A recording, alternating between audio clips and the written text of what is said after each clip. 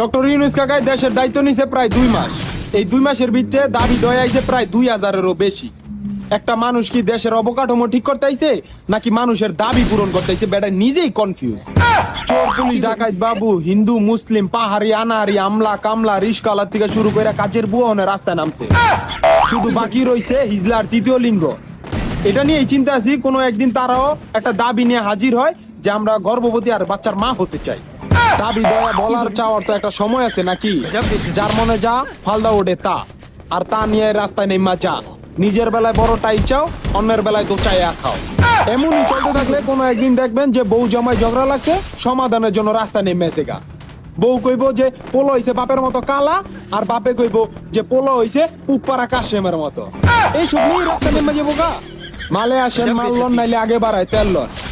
এমন একটা দেশে থাকি বিশ্বাস করেন আর না করেন, এই দেশে সব সম্ভব। কেউ যদি বলে ভাই চিটাগাং থেকে পাহাড় হাইটটা ঢাকা এসে পড়ছে, তাও বিশ্বাস করা লাগছে। 2 মাসে যা দেখলাম দেশে, এটাই ভাবতেছি কোনো একদিন জানি আবার কে পেট নিয়ে রাস্তায় নাইমা দাবি করে যে আমার গর্বের সন্তান ডক্টর ইউনূস সাহেবের, আমার সন্তানের পিতৃ পরিচয় চাই। এইটা সারা দেশের আর দেখার মতন বাকি কিছুই নাই। নিজের রাস্তা নিজে মাপেন। আমি এখন যাই। আল্লাহ হাফেজ।